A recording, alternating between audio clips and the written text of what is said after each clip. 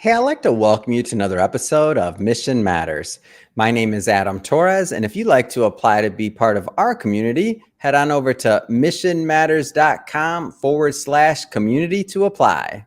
All right, so today is a very special episode. We have Simone Ispahani on the line. She is the founder and CEO over at Social Brew. And I'm also proud to announce the podcast host over at Social Brew as well. So we're going to talk about podcasting. Everybody that's been watching this show for a long time, you know, I love talking about podcasting and bringing podcasters on. But then again, we're going to talk about one of my other favorite topics, which is coffee and Social Brew. And we're going to get into what Simone's doing there.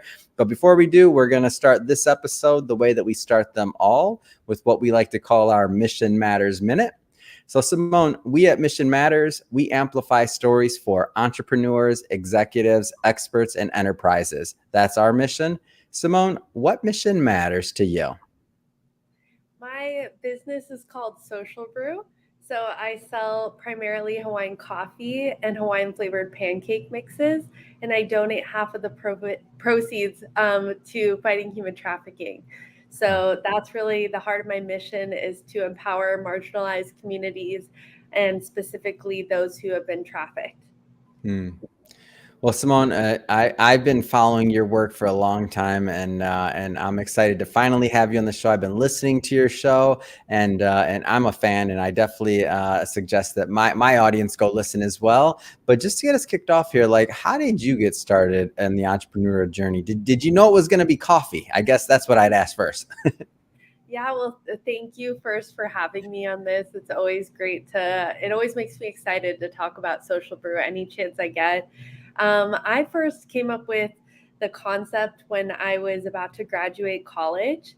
And for me, I had no clue it was going to be coffee, honestly. I just knew I loved coffee. I kind of grew up all over the world. I lived in the Netherlands, Australia, Hawaii. So they're all kind of known for their coffee, really. Mm.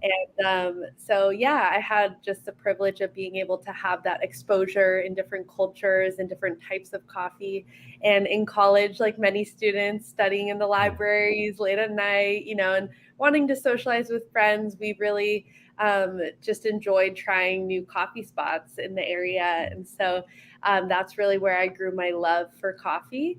And in terms of the issue of human trafficking, I first really was exposed to it in college as well. And my friend there was this awareness week happening on my campus, and my friend brought me to this talk. And at the end of the talk, I was sitting at the edge of my seat, and I remember the speaker just going, "Once you hear, you can't unhear." And something about that just really resonated with me. And I remember walking away from that like, okay, this is important. Like, I need to do something about this. And I was kind of fired up, just researched as much as I could, spoke to FBI agents that ended up coming to my campus, volunteered for other anti-trafficking nonprofits, which eventually led me to co-lead a women's service trip to India to really get up close to the issue and work with survivors there. So yeah, that just solidified my passion, but I didn't really put the two together until I was back home in Hawaii with my dad at a new coffee spot, talking about my future and what's next. And I thought, what happens after care and after these women and children and everything have been through a rehabilitation program, and especially the women that are trying to get back on their feet and rebuild their lives. I just thought, wouldn't it be cool to have a coffee shop and be able to employ survivors and create those sustainable job opportunities? So it would be a stepping stone that then they could pursue, whatever it is they would want to pursue, and they'd be financially independent and wouldn't be able to go back, or wouldn't go back to that lifestyle. And so, that's Social Brew in a nutshell. So I want to talk to those emerging and aspiring entrepreneurs. Like, if you could be maybe even talking to the Simone that was, back in college, that had this initial idea. I find often that, most people want to do good in one way or another, whether it's through a nonprofit, whether it's through donating money, whether it's just, helping somebody with knowledge. Like, I feel like as human beings, that's the way I see the world. Most people want to do good. But to be able to take that want to do good and then to create a company and to actually launch the company, to have a product, to be out there, and to market it and to continue, and also to add a give back within the product in terms of percentage of profits, like that's a dream in itself. Like, what would you say, and like some of the entrepreneurs out there that are maybe watching, that maybe they'd love to do something like that and maybe they don't think it's possible, maybe it's possible, like what would you say to keep them strong and kind of on their path to making their dream a reality? Yeah, well, fortunately, I come from a line of entrepreneurs in my family, and my dad and my aunt specifically have been very important in my journey to building this company, and have been my I call them like safeguards, really in building my business and my business plan. Because it's one thing to have passion, to have an idea; it's another thing to execute on that.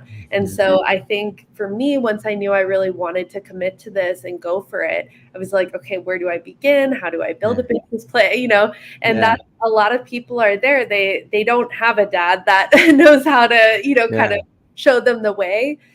So for that, I would say practically, whether it's, usually you probably have to start in online communities, but there's a lot of communities like Mission Matters out there, and different meetups and stuff where you can network with people. And I would say find a really good advisor, find a good business mentor in whatever area, like whether it's coffee. My dad happened to have a friend who was his previous mentor when he was coming up in the corporate world, who started his own whole coffee business, has a farm out here in Temecula in California, everything. And he connected me to someone who is also very influential in the coffee business. And that's where I just started, just talking, learning all about coffee. And I partially grew up in Hawaii. And so a lot of it is just making, is cold calling, it's showing up, it's putting yourself out there, being vulnerable. And so I would tell people just go scared, don't, you're never gonna be fully ready to make the leap. You just have to do it scared. So yeah. And one of the good things, and many of the things you just said. So find a mentor, like find somebody, like, so you happen to be your father, but I'll just give you an example from my life. So when I was younger and I wanted to go into finance, my parents were like, and this is like, I'm like 16 or 15, and my parents are like, well, we don't know anything about money. Like, they knew what they didn't know. So what they did was they encouraged me to, like, they introduced me to other friends and other people that were either in that business or otherwise that were further along or understood other things. And that's quite some time ago. But now you're right. It's like meetups, all these other things. Like, there's information, and to me, there's a lot of people out there that are willing to help and that can help. But you have to be a little bit clear on your vision on what you want to accomplish, because it's hard for people to help you if you don't exactly know what you're asking for, right? Yeah. That's what I mean too. Just being bold. And for those who went to college, tap into your alumni network. That's also what I did. And actually, that was also what inspired me to become an entrepreneur. Is my friend kind of convinced me to join her team for this startup competition in the business school at my college when I was there. And that was kind of what also sparked this, where I was like, oh, I kind of have this passion for business. And it's in the blood. It was in the blood. Yeah, it was. And I kind of ran away from it, honestly, for a while. But once I realized I could have it sucked you back. Yeah, well, like that I could have a business with a greater impact. I think I was like, oh, like I'm kind of piecemealing, all these people I've met over the years, but it's kind of up to me to put it all together, really, and have it make sense and resonate with other people. And so you really have to know your why going into it. That's what I always come back to, because there's going to be many times you'll get told no, it's not going to work. there's all these flaws in your business plan or Yeah. whatever. There's going to be so many people that have opinions. And Yeah. I always say, take it with a grain of salt. There are people that genuinely are more experienced than you, and you want Mhm. to really hear them and take in their advice. Mhm. But you know what your passion is best. Yeah. So you know yourself the best. So just remember that. For me, it's my faith. That's kind of my anchor in my life. So Mhm. I go back to that. I pray, I meditate, talk to God Mhm. about it. And Yeah. yeah, so for me, it's that. But I think for other people, it's maybe family, friends, people that are trusted that know you. And it can be scary to say, I want to start my own thing, but just know Mhm. you're in good company. There's so many people that are willing to help you, and you just may not know it yet. So, Mhm. That's great, and I have that same anchor as God, and I think about it sometimes, and people give me maybe too much credit, and I'm like, "Are you kidding me? Do you think I planned any of this stuff?" Or like, that's not even possible. If I would have told myself, "Yeah, I'm gonna do thousands of interviews, build a media company, do this, blah blah blah blah," like, yeah, right. I started this company in my bedroom on a with an iPhone, and my first podcast was essentially done on that iPhone, and I was interviewing the person I interviewed was Chirag, the other co-founder here. So to love think it. that we were going to think that we did have thousands and thousands of people in the show and all these other things, like, no way. This is so the cool part though, and what I see in your story or I'm taking from it is that you're also open to the blessings of it, right? Like you recognize the people that are in your life, and you've established those relationships. I feel like, or as we're getting to know each other, I feel like you're somebody that takes the relationships and the people in your life pretty seriously, huh?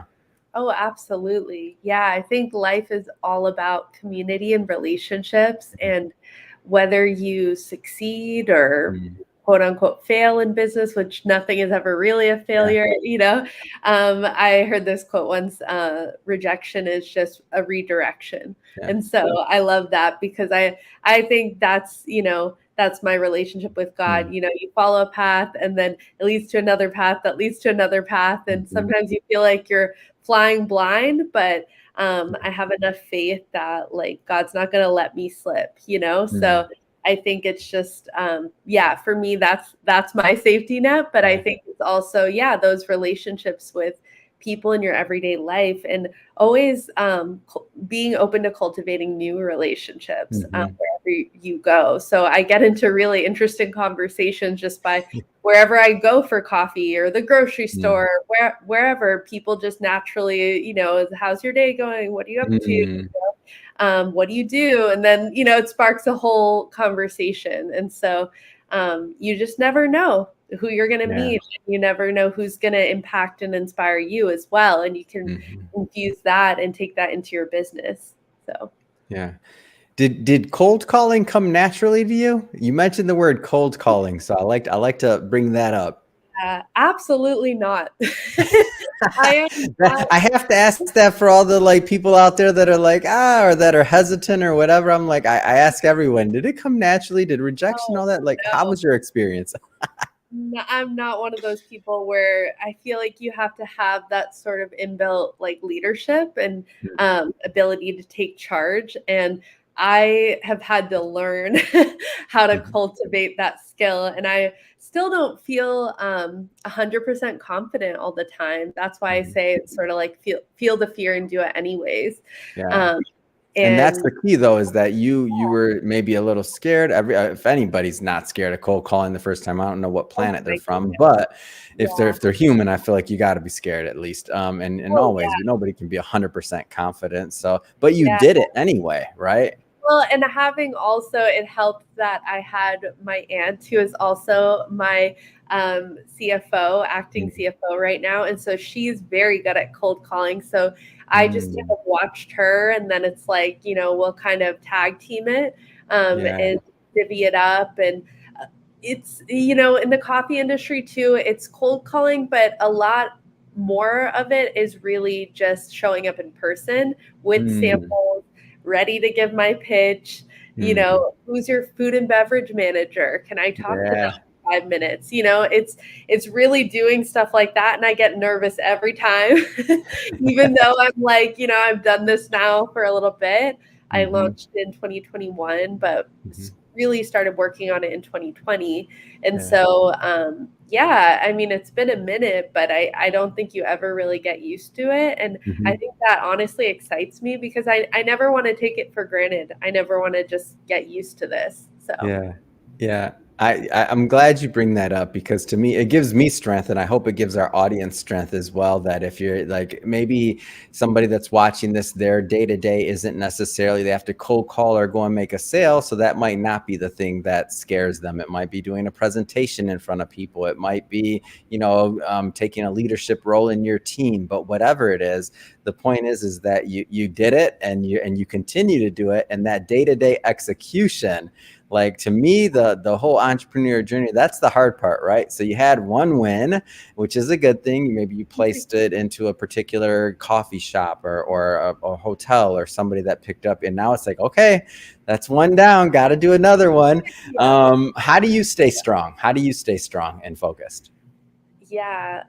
Well, again, to bring it up again, it's my faith, really. I think entrepreneurship, especially if you don't have a co-founder yet, or you didn't launch that way, or you don't have a full-on team that you're leading. I have contractors I work with, so they are my team. But to a degree, even having my dad and my Aunt Val as my business advisors, like, I do find it honestly kind of isolating at times. I work from home mostly, outside of, running orders, out sometimes, and obviously putting myself out there, cold calling and doing samples and all of that. But really it is about, like, you have to take care of yourself first.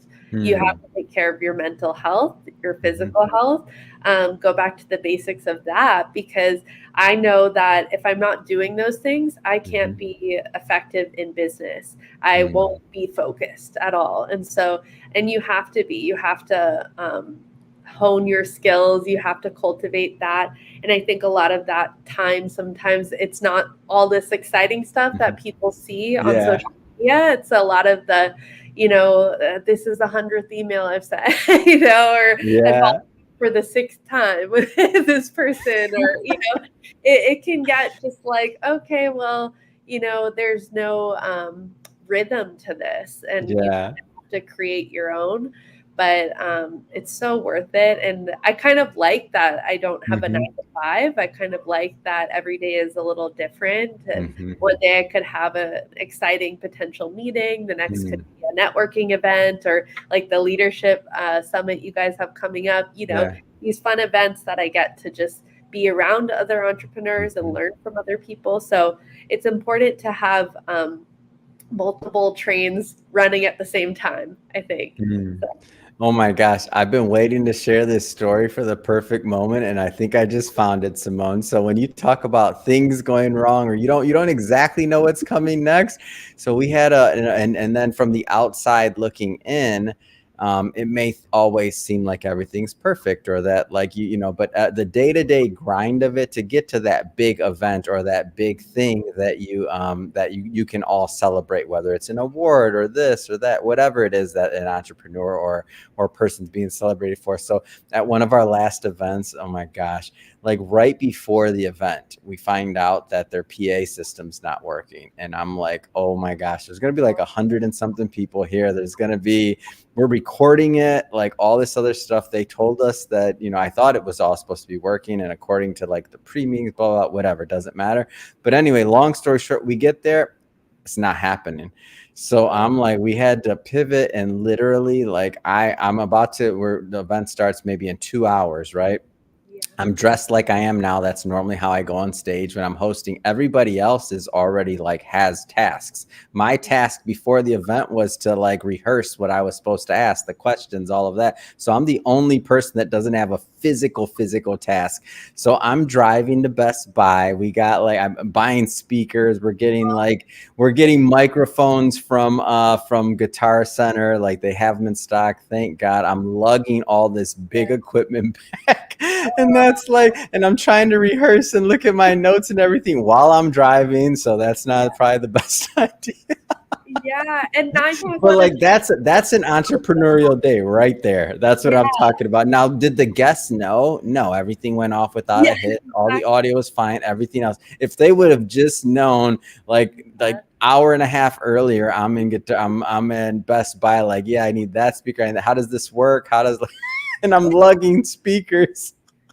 I love that. I love that story because that really encapsulates the imperfections in business and just in life. You have to pivot in life. Things come up all the time and don't go Oh, according to plan, and so you have to just be willing to kind of mhm, roll with it and just do the best you can. And I think for me, the way I, kind of being trained in college, at least with mhm. leadership and getting those opportunities to be in those really cool spaces, I Yeah. really learned that your vulnerability is your strength. And so I Mm, really feel that sometimes the best thing you can do is say, okay, I know you guys don't know this, but it's been a hot mess back here. We're going to do, our PA system went out, but we're going to do this. And yeah, just want you guys to know it's been a little messy here. that's And I think funny. sometimes people appreciate that because Mhm, live in a world of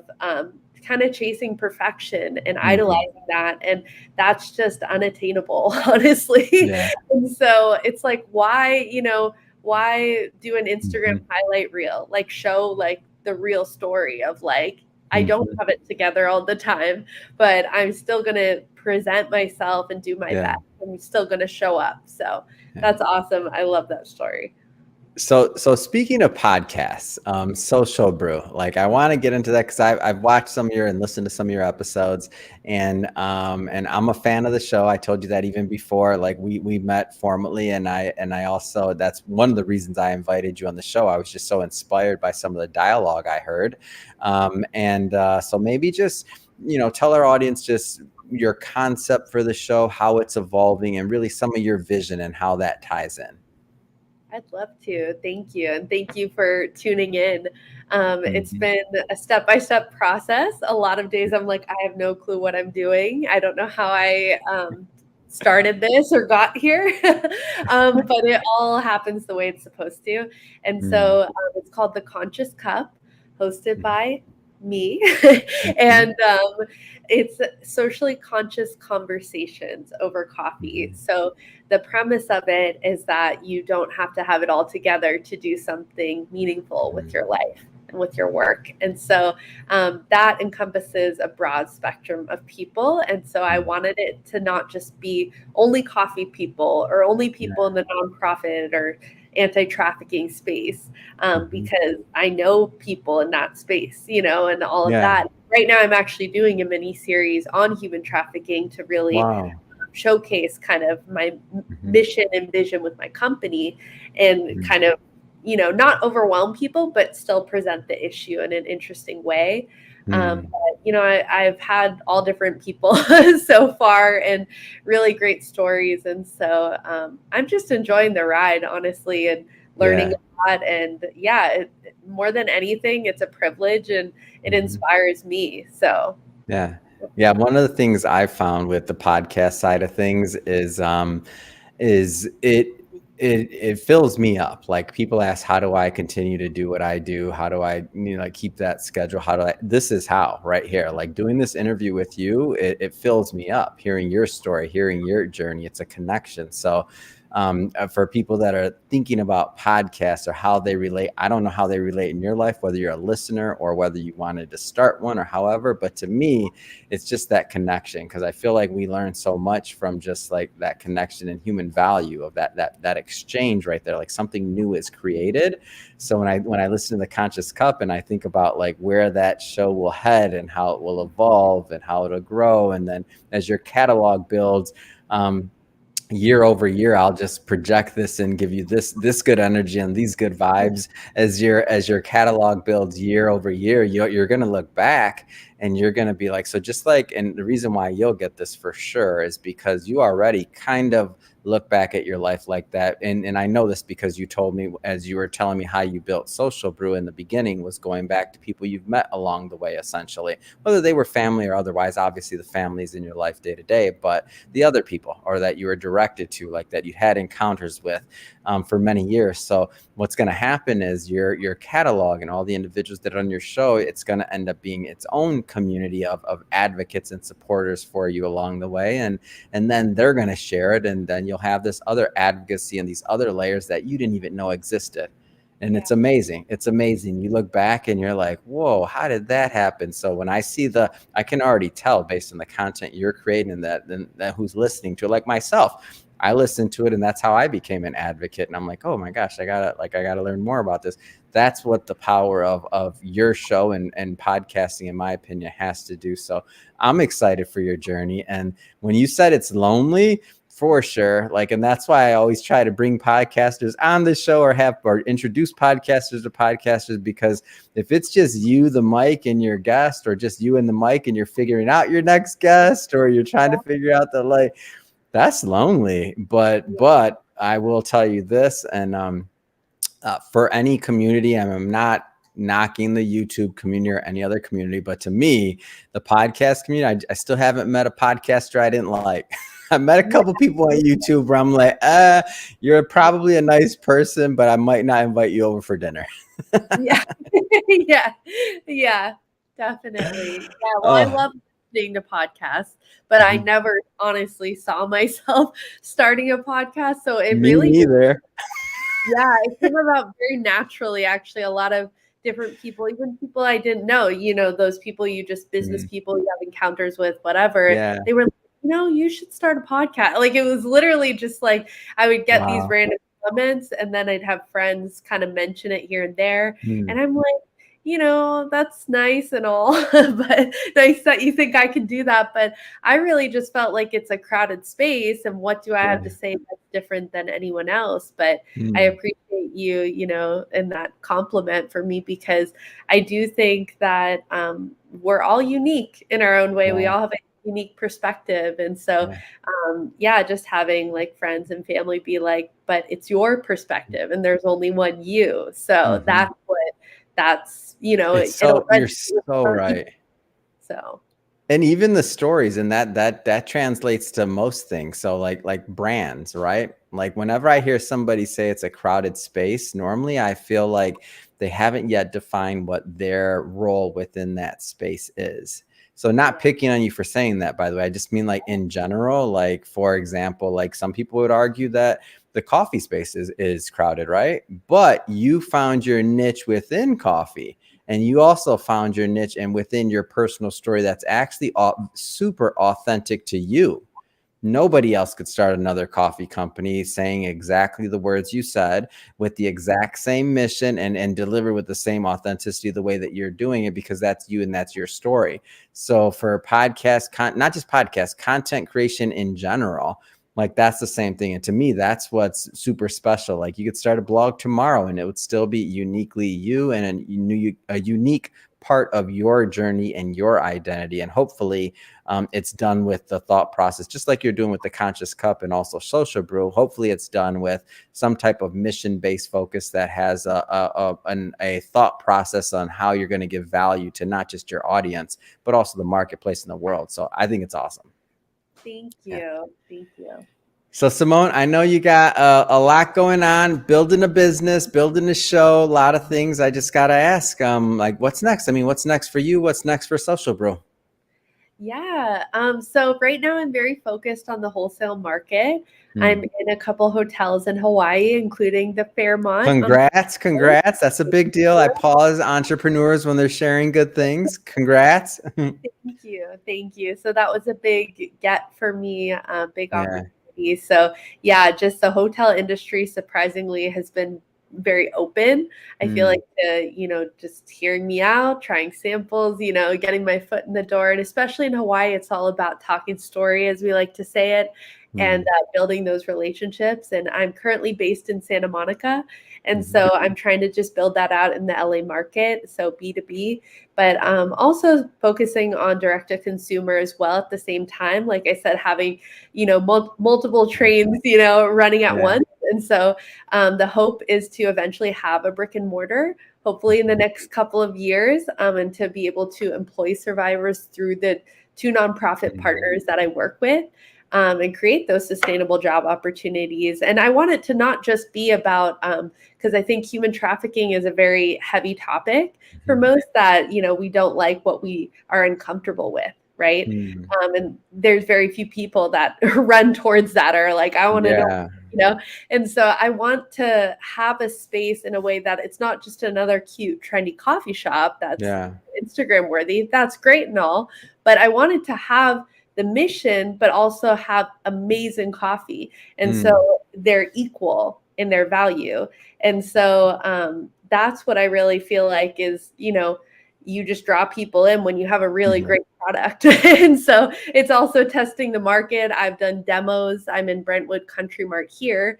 So Mhm. that's my first LA presence in stores. And yeah, just looking to get it into more places, maybe like Erewhon, so if anyone has connections in that world, I'm always open, Yeah. just casting the net wide. But yeah, maybe a pop-up and then eventually, yeah, brick and mortar. So It's great. I'm excited to continue to watch your journey and watch your business develop and grow.